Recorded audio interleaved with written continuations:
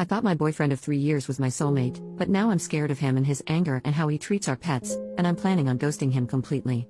I, 24F, will try to keep this as short as possible because I feel a lot of what's going through my brain is nonsense rambling.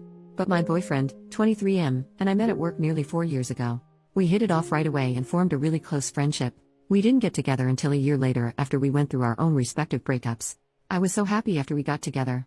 I felt like I had met my soulmate. He was almost everything I wanted in a man. I started to rethink that in the last month or so. For some context, my boyfriend had kept in contact with his ex even after I made it clear I was uncomfortable with it. After a while I stopped bringing it up because I knew what the answer would be. After a conversation with my sister, I brought it up one more time about 2 months ago. He told me that he had already blocked her. I had never felt more happy and felt a positive shift in our relationship. Too bad it was a lie. About a month or so ago I came home with this gut feeling that something was off with him. So for the first time in my life I looked through a partner's phone. The messages were innocent enough but spanned back far enough to tell me he lied about it ever blocking her. Not only did he lie about not being in contact, he'd blown off a date night with me to go hang out with her. When I confronted him he broke down and said that he had only gone to her because he was feeling upset about his family's situation. He claims the only reason he didn't come to me was because he thought I couldn't handle the stress given my mental illness. At the time I wanted to work it out and forgave him under the condition that he blocked her and came to me about his issues. He got better about telling me things, and as far as I knew he had her blocked. Well, the other night he said he was going out with some friends and would be home late. All of this was fine and normal until I noticed that he had turned off his location and was ignoring my calls. He says that he left his phone in his car and turned off his location by accident. But given that I have more than 2 brain cells, I know he's lying.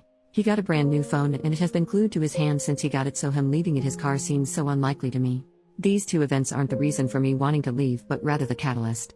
After both of these things happened, I started looking a little too closely and have noticed some concerning behaviors.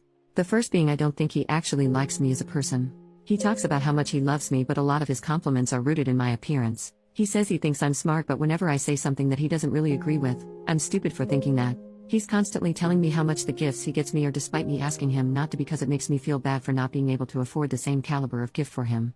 Our sense of humor is rooted in being slightly mean to each other. With that sense of humor, we're bound to hit a small nerve every now and then. When I hit a nerve he tells me and I stop bringing it up, but when I let him know that he made fun of a big insecurity he continues to make the same jokes. To make matters worse, the jokes aren't even that funny. Those are small behaviors I feel can go overlooked, but the following are more serious and have been a big fight between my boyfriend and I. The first one being his anger. No matter the situation, if there is any kind of inconvenience he defaults to anger. Small disagreements escalate to full-blown fights because he gets angry and doesn't let me share my thoughts on the situation. And big fights turn scary. We have only ever gotten into 2 or 3 really big fights, but they have all left me feeling scared of him for a few hours following. Now onto the most serious in my opinion, his treatment of our animals. He came into the relationship with a dog and we just got a new puppy a few months ago. When the dogs chew on something or run up the street after a squirrel or whatever, he hits them. I'm not talking about a pop on the nose, I mean our puppy will scream his head off because my boyfriend is so incredibly mean to him. In an attempt to keep the violence to a minimum, I took over their punishments. It's worked for the most part, but there are moments where he gets to them first and I always feel so guilty. I also brought a cat into this relationship, and even though he hasn't laid a finger on the cat, he makes way too many jokes about hurting him. I know I want to leave, but I'm torn between talking to my boyfriend about it or just packing up and leaving one day while he's at work. Any advice? Super teeny tiny update that doesn't require a brand new post quite yet. I'm speaking with my supervisor tomorrow to see if I can get a realistic timeline of when I can leave. I know I can technically leave whenever, but I really love my job and want to make sure that the person taking over my position is completely set. After that has been settled, I just need to wait until move-out day. I also wanted to clear up some of the comments saying that I am controlling for having his location. We have had each other's location for almost as long as we have been living together. It's always been for safety purposes. I don't sit on my phone all night watching where his pin is moving across the map. When either of us go out, we send each other like some kind of text to let the other know that they're okay. I sent a few texts while I was stuck in traffic and just kind of complaining to him, and then a few hours later I sent him a text just checking in and looking for that like quick thumbs up to let me know that he was alive. I didn't get any response. I got worried because that is not a common behavior for him, so I looked at his location to make sure that he wasn't in a ditch somewhere. Keeping with the same theme of me being controlling. I didn't like that he was talking to his ex and had asked him to block her a few times. I would not give a damn if they were friends if either of them were being respectful to our relationship. Before I resorted to blocking, I had asked him to set up some ground rules and boundaries with her about what their friendship would look like given their past. He did not do this, and she was openly flirting with him and doing things to get him to notice her. She also likes to call back to back to back, like close to 15 calls within 2 minutes, when she knows we're together. So given that neither one of them respected our relationship when they started their friendship, I feel completely justified asking him to block her. If you think that makes me controlling or some heinous monster, I just don't care. Additional information from OP on how she reacts to her boyfriend's behaviors towards animals. OP, hi, love the enthusiasm, but as this is my reality, I'm not asking whether or not you like the choices I've made. I don't care if you like that I went through his phone. I did and found a truth he would have otherwise kept from me. As for staying with him when I knew what he did with that animals. 1. I wasn't really aware of it until we got the puppy. When we moved in together, his dog was fully trained and didn't really behave in a way that he thought was worthy of a beating. So my boyfriend really only started showing his true colors during the process of training our puppy. 2. After a certain point, relationships aren't about leaving when you're unhappy or you see a red flag. I live with this man, I am under a contract for my job, and my job does not pay me enough to live on my own, especially with pets. Leaving him means that I am blowing through all of the savings that I have collected to find a new place to live, breaking my contract, and completely uprooting my life. It's something that I am in the process of doing, but it is still a very hard decision that I'm making. I came on here to get some advice about how to leave the situation, not to be told that I make bad choices or that I'm not leaving him fast enough. Update: it's been a few weeks since my initial post. This update is not very interesting, but a lot of people wanted to know. At the end of my last post, I had settled on leaving with my pets and was just waiting on move-out day.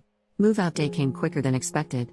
Nothing escalated to a dangerous degree, but his behavior changed a lot. Suddenly he was being so incredibly sweet and was talking a lot about commitment. During our last conversation, he was ready to go down to the courthouse and get married right that second. I'm not sure if this is what love bombing is or if it was just him being desperate because he sensed I was pulling away. After that conversation, I knew if I stayed, nothing good would come out of it.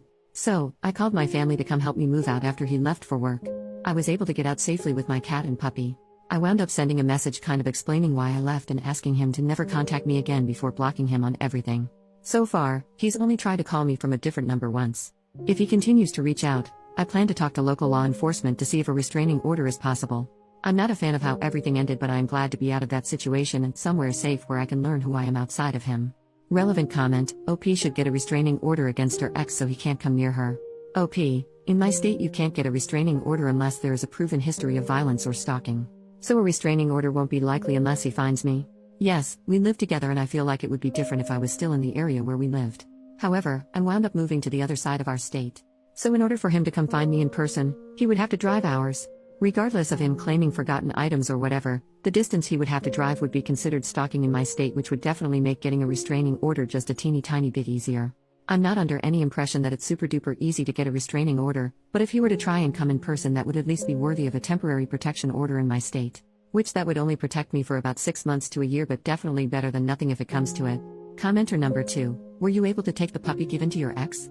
OP, I took the puppy and the cat. I couldn't take his dog because of legal stuff, but I did leave a message with animal welfare.